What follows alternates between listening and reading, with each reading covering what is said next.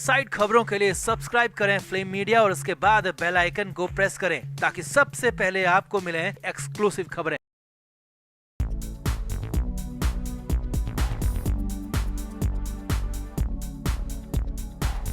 लोकसभा चुनाव के नतीजों के बाद महाराष्ट्र में सबसे ज्यादा सियासी हलचल देखने को मिल रही है। उद्धव ठाकरे का कद जहां बड़ा है, वहीं बीजेपी जैसी जमी जमाई पार्टी बिखरती हुई नजर आई। अब सभी पार्टियां विधानसभा चुनावों पर नजरें जमा कर बैठ गई है, मगर इन सब के बीच वो खत लीक हो गया जो उद्धव ठाकरे ने पीएम मोदी के नाम लिखा है। उद्धव ने बच्चों की तरह गिड़गिड़ाते हुए 2 चीजों की मांग पीएम मोदी से की है, साथ ही अपने दिवंगत पिता का हवाला देने में भी कोई कसर नहीं छोड़ी। तो आखिर पीएम मोदी से क्या चाहते हैं उद्धव ठाकरे? बच्चों की तरह रोने को क्यों मजबूर हुए उद्धव? क्या पीएम मोदी करेंगे उद्धव की मुरादें पूरी? तो आपको भी पूरी डिटेल खबर दिखाते हैं। आप भी वीडियो को शेयर करें और अपनी राय कमेंट बॉक्स में जरूर दें।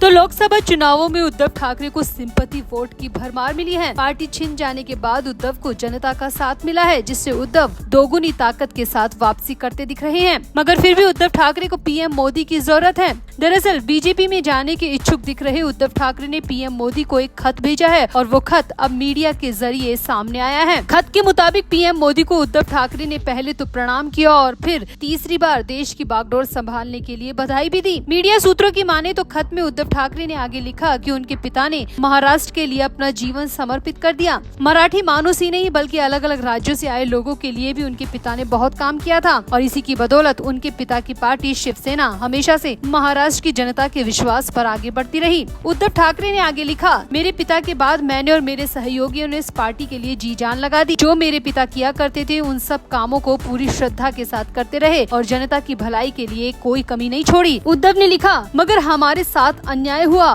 तो किसी ने हमारा साथ नहीं दिया। मैं ऑपरेशन के लिए अस्पताल में भर्ती था और मेरे पीछे से मुझसे मेरा सब कुछ छीन लिया गया। मेरे विधायकों को पैसों के बल पर खरीदा गया, मेरे नेताओं को गुमराह किया गया और मेरे साथ सबसे बड़ा धोखा किया गया। मेरे पीठ पर खंजर घोंपा गया, मुझसे मेरी पार्टी छीन ली गई, मुख्यमंत्री की कुर्सी छीन ली गई, मेरे पिता की विरासत मुझसे छीन ली गई और तो शिवसेना के साथ उसका लोगो धनुष बाण तक मुझसे छीन लिया गया। सूत्रों की माने तो उद्धव ने आगे लिखा, मगर अब जनता ने उस धोखेबाज को जवाब दे दिया है और बता दिया है कि जीत हमेशा ईमानदारी और सच्चाई की होती है। जनता ने मेरा साथ दिया है, इसीलिए मेरी गुजारिश है कि मुझे मेरी पार्टी वापस की जाए, मेरी पार्टी का लोगो मुझे वापस दिया जाए क्योंकि उस पर मेरा हक है। अब तो जनता ने भी इंसाफ कर दिया है। शिवसेना और धनुष बाण पर सिर्फ और सिर्फ बाला साहब ठाकरे के बेटे का हक है। उद्धव ठाकरे ने आगे लिखा कि उस वक्त चुनाव आयोग ने मेजोरिटी के हिसाब से शिवसेना को एकनाथ शिंदे को दिया था, मगर अब मेजोरिटी मेरे साथ है तो मेरी पार्टी मुझे वापस की जानी चाहिए। न्याय तो यही कहता है। उद्धव ने लिखा, मेरी और आपकी विचारधारा अलग हो सकती है मगर हम दोनों जनता के सेवक हैं। हम दोनों ने किसी से छीना नहीं है बल्कि जनता ने हमें दिया है और अब वक्त आ गया है कि छीन कर सत्ता पर बैठने वालों को सबक सिखाया जाए। कुल मिलाकर इस खत में उद्धव ठाकरे शिवसेना और शिवसेना का लोगो वापस मांगते नजर आए, कभी पिता का हवाला देकर तो कभी लोकसभा चुनाव के नतीजों का हवाला देकर। उद्धव ने पीएम मोदी से गुजारिश की कि वो न्याय करे और उन्हें उनकी पिता की पार्टी को वापस करें। तो आपका उद्धव के इस पूरे खत पर क्या कहना है? आप भी अपनी राय कमेंट बॉक्स में जरूर दें और वीडियो को भी शेयर करें।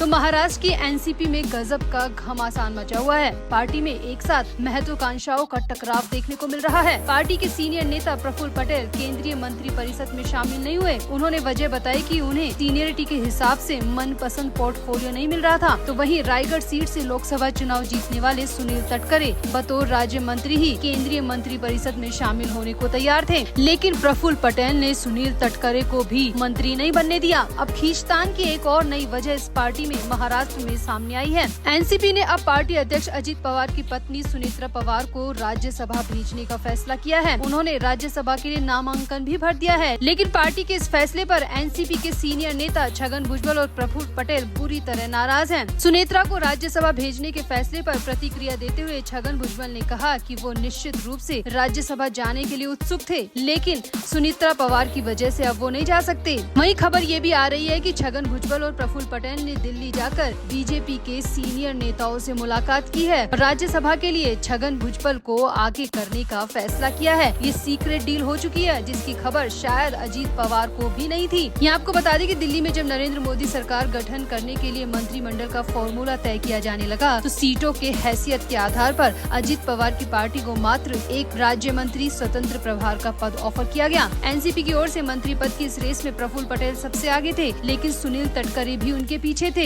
और सुनेत्रा पवार पहले ही चुनाव हार चुकी थी, इसलिए सुनेत्रा पवार का यहाँ पर कोई काम नहीं था। लेकिन प्रफुल्ल पटेल ना तो खुद राज्य मंत्री बने और ना ही सुनील तटकरे को बनने दिया, और अब सामने आ रहा है कि सुनेत्रा पवार को जब राज्यसभा भेजने का फैसला अजीत पवार कर चुके हैं, तो यही प्रफुल्ल पटेल और छगन भुजबल मिलकर सुनेत्रा पवार को राज्यसभा भी नहीं जाने देना चाहते, बल्कि खुद छगन भुजबल सुनेत्रा पवार की जगह एनसीपी की तरफ से राज्यसभा जाना चाहते हैं। और इसी बात को लेकर पार्टी में घमासान मचा हुआ है। सामने आया कि छगन भुजबल और प्रफुल्ल पटेल ने दिल्ली में बिना अजीत पवार को बताए बीजेपी के सीनियर नेताओं से मुलाकात की है और छगन भुजबल को राज्यसभा में भेजने की डील भी कर ली है, जिसकी खबर अजीत पवार तक को नहीं है। हालांकि इस मामले में जब मीडिया वालों ने प्रफुल्ल पटेल से बात की, तो उन्होंने इन सब बातों को इनकार कर दिया और कह दिया कि पार्टी में नाराजगी और मतभेद के लिए कोई जगह नहीं है। लेकिन खबर आ रही है कि प्रफुल्ल पटेल और छगन भुजबल मिलकर अजीत पवार को बड़ा धोखा देने की तैयारी कर रहे हैं। वहीं छगन भुजबल से पूछा गया कि क्या पार्टी में सभी फैसले अजीत पवार, सुनील तटकरे और प्रफुल्ल पटेल की तरफ से लिए जाते हैं और क्या वे खुद को कटा हुआ महसूस करते हैं, तो इस पर उन्होंने कहा कि वर्तमान में पार्टी के अध्यक्ष अजीत पवार हैं, राष्ट्रीय कार्यकारी अध्यक्ष प्रफुल्ल पटेल है और क्षेत्रीय अध्यक्ष सुनील तटकरे हैं। मुझे छोड़ देने का कोई सवाल ही नहीं है। मैं खुद कल की मीटिंग में शामिल था। यह निर्णय सर्वसम्मति से लिया गया है कि सुनेत्रा पवार को राज्यसभा भेजा जाएगा। अब छगन भुजबल अपने मुंह से भले ही कुछ और कह रहे हैं, लेकिन जो मीडिया के हवाले से खबरें आ रही हैं वो कुछ और ही हैं। मीडिया की माने तो छगन भुजबल का कहना है कि वो ओबीसी चेहरा है और ओबीसी चेहरे को ही राज्यसभा में भेजा जाना चाहिए, और खुद का ओबीसी का हवाला देते हुए वो दिल्ली में सीनियर नेताओं से मिले हैं, जिसकी डिटेल अब लीक हो चुकी है। तो क्या समझा जाए कि एनसीपी में घमासान मचा हुआ है, मतभेद है, टकराव है, महत्वाकांक्षाओं के चक्कर में क्या अजीत पवार की पार्टी पूरी तरह बर्बाद हो जाएगी? क्या वाकई में अजीत पवार ने जैसा शरद पवार के साथ किया वैसा खुद अजीत पवार के साथ होना जा रहा है? क्या सबसे बड़ा धोखा अब अजीत पवार को मिलने जा रहा है?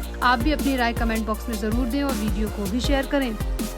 तो मोदी कैबिनेट में जगह नहीं मिलने से अजीत पवार गुट की एनसीपी की नाराजगी के बाद एकनाथ शिंदे गुट की शिवसेना की भी नाराजगी सामने आ रही है। शिवसेना पार्टी के चीफ व्हिप श्रीरंग बारने का कहना है कि एक तरफ जहां चिराग पासवान, जीतन राम मांझी और एचडी कुमारस्वामी की पार्टी को कम सीट मिलने के बाद भी कैबिनेट मंत्रालय दिया गया है, वहीं उनकी पार्टी के 7 सांसद होने के बावजूद सिर्फ स्वतंत्र प्रभार के साथ राज्य मंत्री का ही पद दिया गया है, जबकि हमारा पूरा हक था कि हमें कैबिनेट का पद मिले। श्रीरंग बारने ने कहा, हम कैबिनेट में जगह की उम्मीद कर रहे थे। चिराग पासवान के 5 सांसद हैं, मांझी के पास सिर्फ 1 सांसद वो खुद हैं, जेडीएस के 2 सांसद हैं, फिर भी उन्हें एक कैबिनेट मंत्रालय मिला है। फिर 7 लोकसभा सीटें मिलने के बावजूद शिवसेना को सिर्फ 1 राज्य मंत्री का पद क्यों दिया गया, वो भी स्वतंत्र प्रभार के तौर पर। श्रीरंग बारने ने कहा कि ये तो सीधे सीधे हमारे मुंह पर तमाचा है, हमारी पार्टी की मेहनत का कोई भी परिणाम हमें नहीं दिया गया। शिंदे की शिवसेना के चीफ व्हिप ने आगे कहा, हमारी शिवसेना के स्ट्राइक रेट को देखते हुए हमें कैबिनेट मंत्री का पद दिया जाना चाहिए था। ये बात कहते हुए शिंदे गुट के सांसद श्रीरंग बारने ने खुलकर अपनी नाराजगी जाहिर की।